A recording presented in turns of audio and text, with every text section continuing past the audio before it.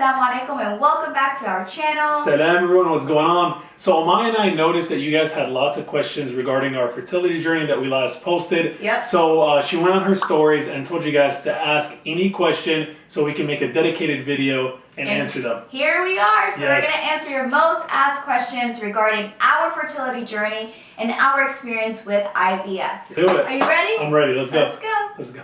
First question is, how long were you guys trying to conceive before IVF? I would say about 3 years. Yes, about exactly 3 years. We had a discussion when we both turned 29 that it was probably time to start considering to start a family because prior to that we were just enjoying the marriage life, traveling, just being together. Yep. So we always talked about like when we were close to 30, that's when we both could see ourselves like starting a family and having children, but it just didn't work out as we had it planned. Yeah. Did you guys try the holistic route, like doing hijama before doing IVF? So we actually did it for about 1.5 years. We both preferred just starting with the holistic route. We just felt like it's the most natural way. We did acupuncture for about 1.5 years, and we also did hijama, both of us. We did a couple of treatments, but it just didn't work out. I did feel, however, that it did make me more relaxed, more zen, less stressed, but it didn't necessarily answer all of my infertility questions. Yes. So after 1.5 years of doing holistic treatments, we decided to go into the Western medicine. Yeah, explore other options. The Western side, yeah. I mean, when we tried the holistic medication, it was good, but it was more of like meditating and relaxing. Yeah. But, when it comes to our situation with infertility, it just was a little bit deeper than that. Yes, exactly. Did infertility cause a strain in your marriage? No, not at all. I think if anything, it brought us closer. Yeah. I mean, not that we weren't close from the beginning, we were. Alhamdulillah, we always have been very close. We've always been really good at communicating and saying how we feel. So like going through this test was really hard, but I think it was harder on me than it was on Mo. Yeah. Because Mo has always been very like, whatever Allah wills, like don't worry, no, don't stress, it's okay. If it's not this month, it's the next month. Or if it's not this year, it could be next year. Like he was just like not putting pressure on me. And towards the end, I adapted to more of his way of thinking versus mine, because I felt like mine was getting me to a place where it was like dark. No, of course. And I feel like those are normal feelings to have, especially with us trying for so long and not getting, I guess, like solutions to what we're going through. But at the same time, I always told her, I was like, of course, like my dream is to build a family, is to have children. But at the same time, that's out of our control. So like as humans, we could only control so much. So when it comes down to things like that, all we could do is try different things, go to different professionals, and leave it in Allah's hand, because that's all we can do. So that's kind of always what I used to tell Omaya. And it is harder because, again, as a male, I'm not really the one that's putting my body, through medications, hormone changes, etc. So I feel like the man is always supposed to be there to support. Yeah. And sometimes she's going to have a good day, she's going to have a bad day, but all I could do is just be there to support and be there for her. But that's it, you know what I mean? Because there is unfortunately situations where the man is always asking like, oh, why can't we have kids? Or my dream is this. You have to understand who you're marrying as well. Like, that's not a way to motivate or bring her hopes up. You have to try your best to make the faith strong and try all your avenues. And that's it. Yeah. Next question, how did you deal with the sadness of infertility? I guess this question is geared towards me. Well, like I said, I'm human, and there were days and probably weeks where I felt very sad and frustrated. And when I felt like that, I found that the best way of bringing myself back up was talking to Mo and being honest. But I don't know, having those conversations really helped. Of course, and I feel like talking about things in general helps. Yeah. Because the more you keep in, the more you just create stories and you just run with a different narrative. But talking to your partner, talking to a loved one, it's always going to help you out of situation. And this goes for anything. So when I used to see Omaya, like I know Omaya is sad, like I can tell, but at the same time, you want to give enough space, but not too much where it becomes like detrimental to herself as well. So that's kind of why I would always notice and just try my best to cheer her up. And ultimately, like I know Maya said it was like an issue we had, which is like the infertility, but I never really looked at it as an issue. I just looked at it as anytime there's hope and we can try to conceive a child, we just have to try those different routes. So I never looked at it as like an impossible task. I just looked at it as maybe our road is a little bit tougher than another person's, more challenging. But I never looked at it as like, you know, it's something that it's never gonna happen. We always gotta keep our hope alive and just try. Do you ovulate on your own? Yes. Yeah. Are you gonna answer? I'm just playing. Yes, I do ovulate on my own, and my periods have always been regular, alhamdulillah. So that has never been an issue for me. I actually bought this little like kit from Amazon where you can test if you are ovulating, and it was always positive. I thought at some point, like, this kit, like, there's no way this kit works. Like, I have to go see a doctor, track it to make sure, because how am I not getting pregnant if I'm ovulating? Yeah. So then I went to the doctor where they were testing me monthly, and I was ovulating on my own, and they even were like confused as to like why, why aren't you getting pregnant if, you know, everything seems to be like going right for you. But yeah, to answer the question, yes. Did you try IUI?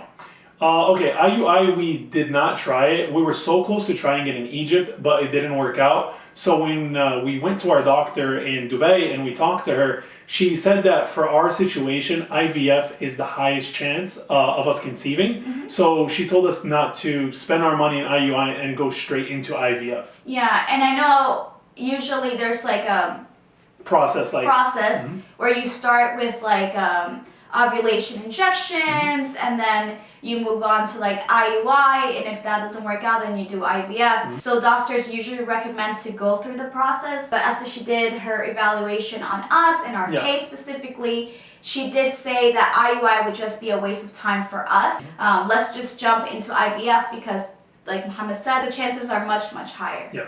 Just curious, what were your endometriosis symptoms and how were you diagnosed? I was never diagnosed with endometriosis because in order to do that, you have to do some sort of surgery to know if you have it or not. But many doctors that I've talked to in Egypt did mention that I might have endometriosis. When we did the egg retrieval in Dubai, the doctor later had a meeting with us to see how everything went, and she mentioned that all of the eggs were covered in a chocolate fluid, like a chocolate fluid. Yeah, and that's most likely endometriosis because the eggs shouldn't be covered in any sort of chocolatey fluid. So she did say if you want to look into it, you can, but she's like, I don't advise it because it's not, I don't think you have it to the point where it's detrimental, like, or it's very bad for you.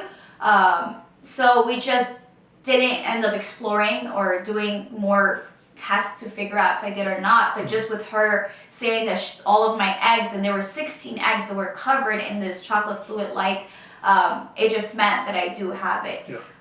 But some of the symptoms that I experienced that led me to think that I did have, or I do have endometriosis, is the heavy periods. Like, ever since I hit puberty at 12 years old, I've always had super painful periods, and they have been very heavy, like 7 to 8 days long, where all of my friends had their periods for 4 to 5 days. And I thought I was super abnormal, and it might be a bit abnormal because periods shouldn't hurt to the point where you cancel plans or can't leave the house, which was my case, and it shouldn't be so long, right? Where did you guys get your IVF treatment done? We got our treatment done in Fakih IVF in Dubai. Yes. Have you guys gotten checked before deciding on IVF? I'm assuming like the questions regarding like, did we go through the process before IVF? And yeah, like we mentioned before, we have. When we first started off, we did the holistic medication route. And then when that didn't work, we just went into different tests like blood work, semen analysis for my end, and then blood work for Omaya, and in-depth testing that a female goes through. Yeah, so like pretty much a year and a half of just holistic routes and treatments, and then a year and a half of just Western medicine and going to clinics and seeing fertility specialists, because you can't just do IVF without getting all the initial tests done first, right? The doctors will always advise you to try naturally as long as you can, and if that doesn't work, then to run a bunch of tests for the women and for the men, semen analysis for them, and for women pretty much checking our fallopian tubes, and more in-depth like tests. And when all of that doesn't work out, after prescribe you medicine, if that doesn't work out, then you can go to an IVF clinic and ask for help. Yes. But you don't just normally say, hey, this is not working out. It's been like 5 months, 6 months, let's do IVF. Yeah. It doesn't work that way. No. Especially because it's very expensive, and you want to make sure you've tried all of those options prior to going into something so expensive. Yes, exactly. What is the cost difference between Dubai and USA when it comes to IVF? Okay, so the cost in the US, from my understanding, can range from anywhere from $20,000 to like $40,000. Yeah. Depending on the different plan you choose, the different clinic. And the tests. And the tests. Specifically, yeah. Yeah, so they kind of like customize it to the situation, but I know it's in between that range, which is really pricey. Yeah.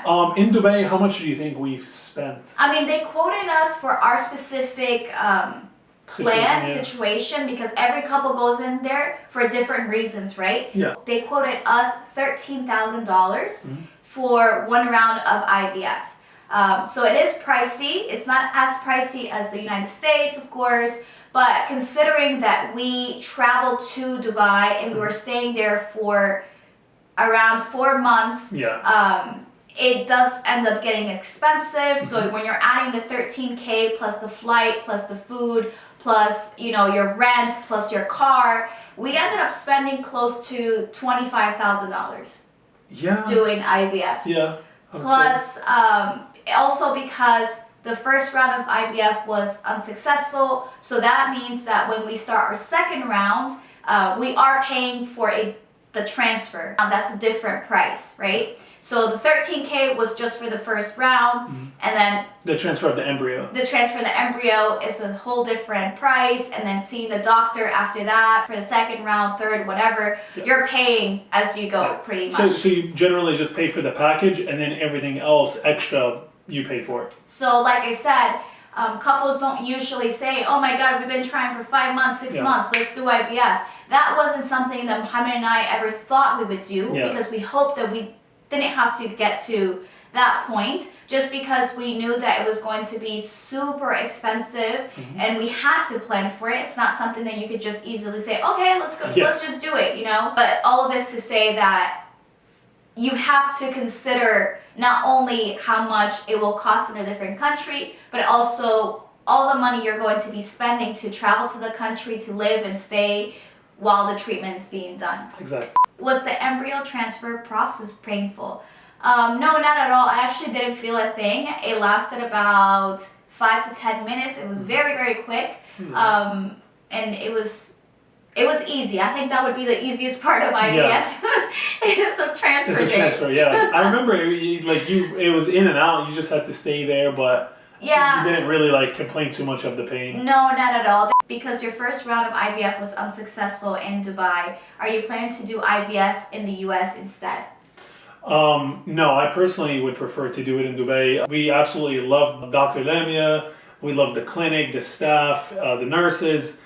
Not to mention that also you have the opportunity of going to the clinic every day and have a nurse do the injections for you instead of blood work. I mean, you don't do blood work at home here, but the injections. That's I think the hardest part about IVF is the daily injections. Yes. And there are some days when your doctors will up the injections to 2 or 3 a day. So I am so terrified of needles, and I was so terrified of the thought of Muhammad ever injecting me. That's why we delayed the IVF process as much as possible, because I didn't want to do that at home. I didn't want to experience that. Yeah. So when I found out that in Dubai they have the service where you can just go to the clinic every day and have a nurse do it for you, I was like, oh my God, of course. Yeah. Like if I'm going to do IVF, I'd rather do it somewhere where I feel less stressed. Yes. And knowing that the nurse knows what what she's doing Yeah. because that's her job, Exactly. just made it more easy for me to decide on doing No, IVF. I agree 100%. Is IVF painful? You want to answer it for me? I would say yeah, IVF is painful because like Omaya mentioned so many times, there's lots of medications, there's lots of needles from blood work to injections, and these are like daily injections. Yeah. And more than anything, it's your emotions, you know? Like you have to rest a lot of the time, so you can't have like your regular schedule. So I would say as a whole, yeah, it is pretty painful. I just wanted to know what he would say. Yeah. Because he saw me every day complaining every single day. Yeah. So I'm like, I wonder how he's going to answer this. So I want to say that it is painful, but it's not like, don't be fearful. Yeah. You get what I'm saying? Yeah. Your body's going through a lot. Yeah. So again, it really just comes down to if you're scared of needles or not. Yeah. Because that's what IVF is all about. Daily injections, sometimes 2 to 3 a day on your stomach, on your bum, and the ones on your bum is like super, super sore and uncomfortable. Yeah. Also, like they're injecting so many hormones, so you start feeling like you're going crazy. And more than anything, it's just like mentally draining. Yeah. Is that fair? Yeah, I could say that, yeah. Right? How did you guys prepare mentally, knowing that failure is a possibility? To be completely honest with you, we were just very realistic. Me and Omaya going into the process, we were telling each other, hey, like we're going to do all we can, but there's a chance that it might not work. Yeah. There's also a good chance it does work. But the thing I love the most too is the doctor that we're working with, she told us that as well. She's like, look, we're going to try this, we're going to do our best, but just know sometimes it works, sometimes it doesn't. Yeah. So like Mo said, having that conversation with the doctor really kept us grounded and just be realistic instead of too optimistic all the time. And also just talking to people who have gone through the process and listening to them and hearing their experiences made us feel like, okay, if it doesn't work the first time, there's no reason why we should be so down, because you know, there's always that second chance, the third, the fourth. You just never know when it will be your turn, but just keep trying. Exactly. How will you know when to give up on IVF? How many rounds if not successful? To be honest with you, I mean, I don't know if it's one of those things where it's like to stop at a certain time. You just have to kind of like, you and your partner decide if it's getting too much, if it's too painful, if it's too expensive. I think that's when you come up with that conclusion. Yeah, it really just depends on the couple, right? And the issue why you're doing IVF. Yeah. Some people will find it very draining and mentally draining or financially draining. So I would say when you feel like you can't try the next month, take a break. Yes. Just take a break. Let your body rest. That's at least something that I did, and something I was very happy to listen to my doctor advice, because like I said, it's not painful, but it will be emotionally draining. And if you feel like your body's not up for it and you're not up for it here, then just don't torture yourself. Don't do it. Why did you guys choose to implant only 1 egg from the 4 healthy ones you had?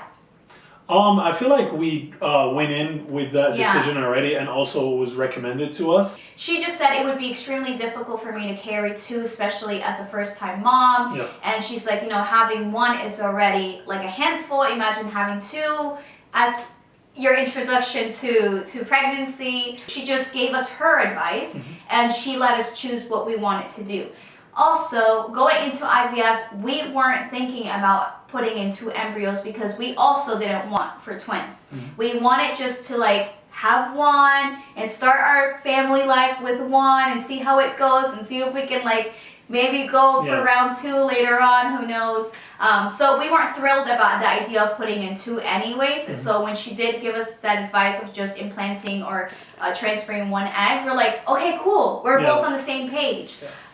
So that's the reason why. What happens to the good embryos they retrieve? Do they store them for you in case you want to try again later? Yes, so they do store them in their clinic. It's like freezing. So they freeze it for us for a year, and then every year you pay for that. Yeah, they actually freeze it up to 10 years in the place that we go to. But like Muhammad said, you do have to pay yearly for keeping your embryos in their lab. What's funny is that I feel like a lot of you were under the impression that because we only transferred 1 embryo, that the remaining 3 embryos were going to be thrown away. No. And I got a lot of messages like, oh my God, why would you just transfer 1? Why would you throw away the rest? I'm like, listen, honey, I would never. Do you know what I went through to get all 4 of my embryos? I would not throw away my embryos. That wasn't even an option. So what you end up doing is just choosing how many you want transfer, and the rest will be frozen. Exactly. Frozen until you want to do another transfer. Exactly. So the rest of our embryos are actually frozen right now, and they're in a lab just waiting for us to be ready for the next round. How did you guys cope with lots of pregnancy announcements around you? It's a blessing, man. Like it doesn't affect us at all, and that's something where I feel like when people don't know you, they think that we get sad when we see someone posting a gender reveal or someone's pregnant. No, like wallahi, when I see this stuff, I get happy for the person, and it's a blessing. Yeah. Like I mentioned before, and like we always say, everybody is life. Everybody's book is different. Everybody's blessings are different. So I'll never sit here and like whine, why me? Why? That's not even Islam. No. So no, when I see that, I genuinely wallah get happy, and I say inshallah khair, inshallah, like this baby is a blessing for you and the family, and that's it. I feel like it's a misconception that people who go through the struggle of starting a family has. Like I feel like a lot of people felt like, oh, I feel bad for Mo and Omaya because this person got pregnant and they're gonna see the announcement. Yeah. And it's definitely a misconception. We truly get so happy for our friends, for even strangers, when we see like parents with their first time kid or kids in general. We're the type of couple that we're like, oh my God, look at that, look what he's wearing, look what she's wearing, they're so cute. Like we never say, oh my God, I hope it's us one day. Like of course we hope it's us one day, but we just look at it like such a blessing, and anyone who is blessed enough to have a child, 2, 3, 4, we just look at it like, wow, like mashallah, we're so happy for you. So it really bothers me when people feel this way, that they think that we'll feel a certain way. Like you don't have to like pause your baby talk around us or not say or talk about your own child. No, man, it's life. It's life. It's blessings, and let's say like it never happens for us. It's not that doesn't mean our life stops either. You know what I mean? We keep trying and we keep doing our best, but that's it. Yeah. Is there higher risk of twins via IVF, and do twins run in your families? Go ahead. Okay, so yes, twins do run in my family. My brothers are actually twins. I have twins both in my mom's side of her family as well as my dad's side of his family. So that is something that could possibly happen if we conceive naturally later on, inshallah, who knows.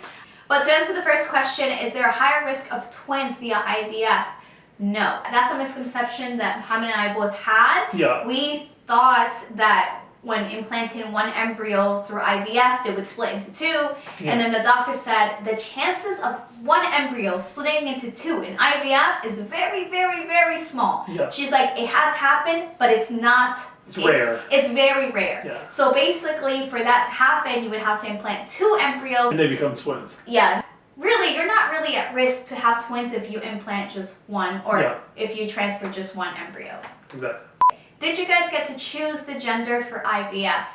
Yes, so doing IVF, you get to do something called the genetic testing, as well as they give you the genders of the embryos. Yeah. So what we did is we just chose the healthiest embryo, and that's what we implanted. Yeah. Like Mohammed said, there is a package deal where if you pay a little bit more, you get to know if the embryos you have Are healthy or not, and also you get to know the genders of each. So we're like, okay, if we're going through the entire process of IVF, of course I would want to pay a little bit more to make sure that the embryos that are being transferred are healthy ones, right? So, and also you get the perks of knowing the gender. How cool is that? So we based our decision on the healthiest embryos. Was Mohammed's semen analysis good? Alhamdulillah, it was good. It was actually very, very good. The doctor came, he called, because you didn't answer that phone call, and he gave me a number, and I don't know. I was like, oh, okay, so what does that mean? Is it good? He's like, Yani, it's not good. It's like very, very, very good. And I was like, oh, okay. He's like, don't worry about this. If you want to repeat the second round, how long must you wait till your next trial? I think you could go, it's a month. So let's just say, for example, you just found out today that it didn't work out. You wait for your next period, and then the second day of your period, that's when you start going into that process again. Exactly. So you can wait a month if you want to until your next period, until your next cycle, or you can wait 3 months, 6 months, a year, literally whatever you feel more comfortable with. Yeah, there's no pressure. It's pretty much you on your own, and whatever the timing is right, if you're mentally prepared, physically prepared, and that's it. Last question, because I feel like this is already a very long video. We have been talking non-stop. Oh my God. Okay, what did you find the hardest part of the entire process?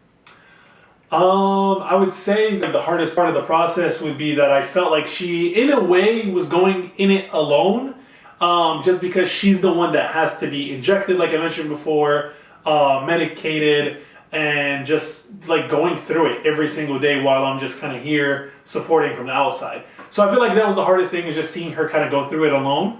I think for me it was being away from my family and not having them, like not being able to go to them right after my appointment, or having my mom come with me.